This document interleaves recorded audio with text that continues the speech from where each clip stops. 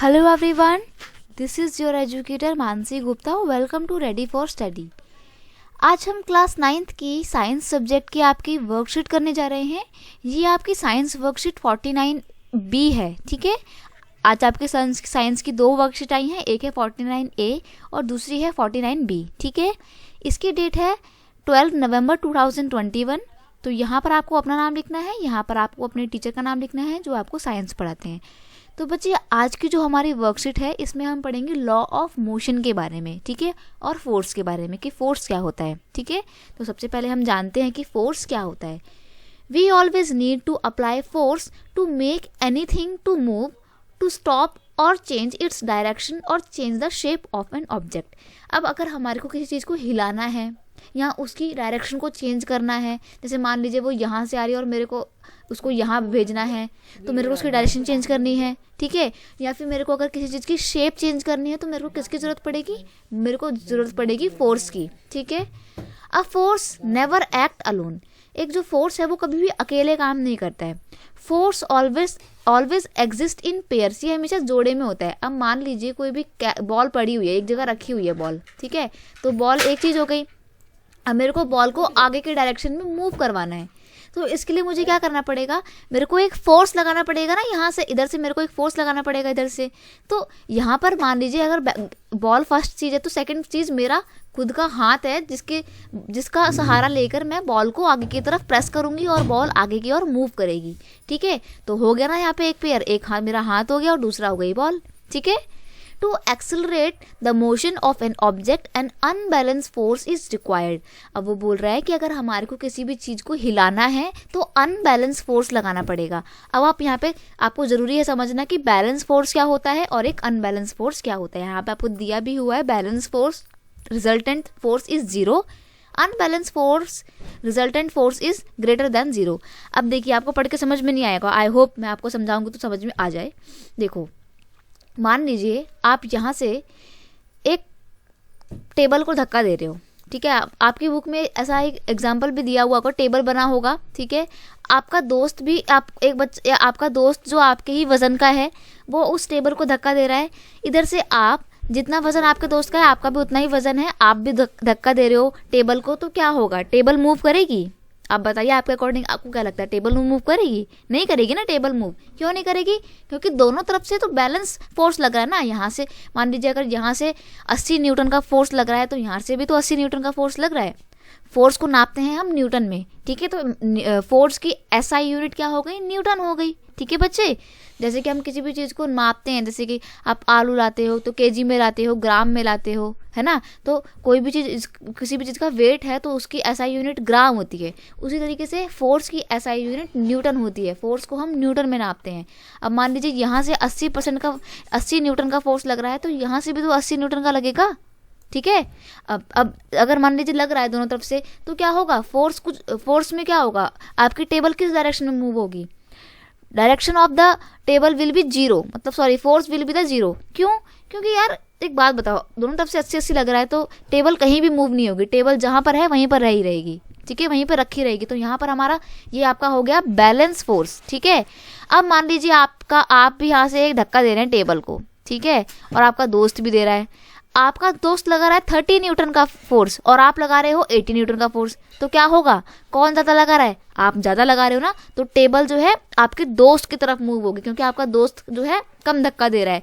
तो आपका दोस्त भी पीछे होता चला जाएगा और टेबल भी पीछे होते चले जाएगी अगर आप टेबल को धक्का देंगे तो. ठीक है, तो आई होप समझ गए हो कि अनबैलेंस फोर्स क्या होता है. अनबैलेंस वो फोर्स होता है जिसमें दोनों तरफ से अलग अलग न्यूटन में फोर्स लग रहा होता है, और जिस तरफ से ज़्यादा न्यूटन में फोर्स लग रहा होता है वो चीज़ जो है उसकी अपोजिट डायरेक्शन में मूव कर जाती है. ठीक है, the push and pull is force, मतलब कोई भी चीज़ का किसी चीज़ को खींचना और धक्का देना क्या होता है? फोर्स कहलाता है.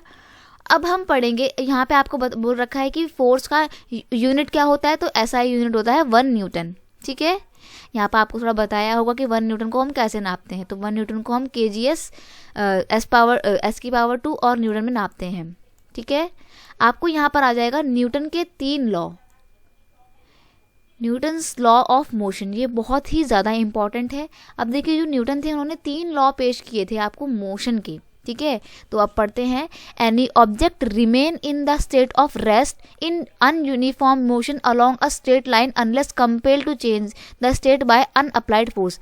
ये बोल रहा है, ये फर्स्ट लॉ ऑफ मोशन बोलता है कि कोई भी चीज़ अगर स्टेबल कंडीशन में है तो वो स्टेबल ही रहेगी जब तक उसको मजबूर नहीं किया जाएगा मूव करने के लिए, या उस पर कोई धक्का या कोई भी फोर्स अप्लाई नहीं किया जाएगा। तो सेम वही मान लीजिए कि एक गेंद रखी हुई है और वो रखी हुई है, धक्का लगा ही नहीं रहा कोई भी, जब कोई भी उसको फोर्स नहीं लगाएगा किसी भी तरीके का तो वो मूव होगी नहीं होगी। तो इसीलिए वो बोल रहा है कि किसी भी चीज़ को मोशन में लाने के लिए एक फोर्स की ज़रूरत होती है, ठीक है।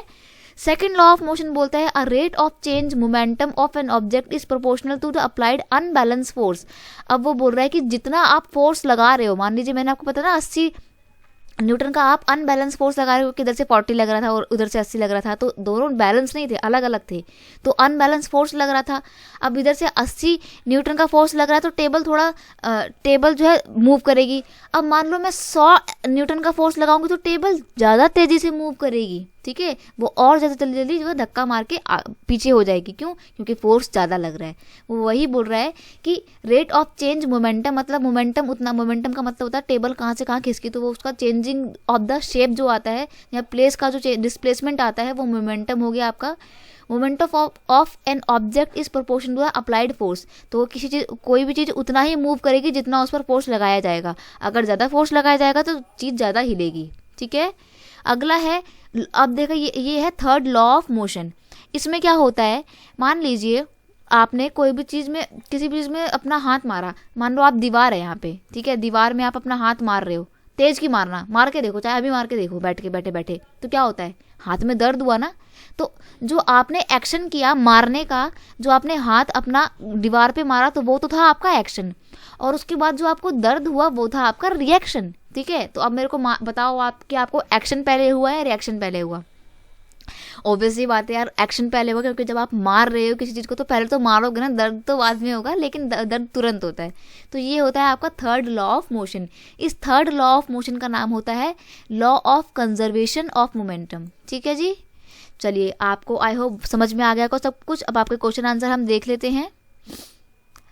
डिफाइन 1 न्यूटन फोर्स, तो 1 न्यूटन फोर्स को बताना है आपको, तो और कुछ नहीं, आपका यहाँ पे आ जाएगा कि 1 न्यूटन फोर्स का मतलब होता है कि हम जो है एक यूनिट पावर में अपना फोर्स लगा रहे हैं। इसमें आपको सिंपल ये चीज़ पूरा का पूरा कॉपी कर देना है, ठीक है।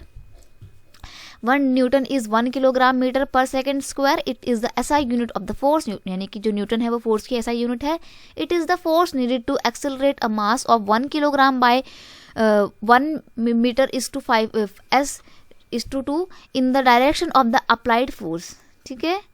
What is the SI unit of the momentum and force, तो momentum की SI unit क्या होती है, SI unit of momentum is kg metre per second और SI unit of force is newton, ठीक है।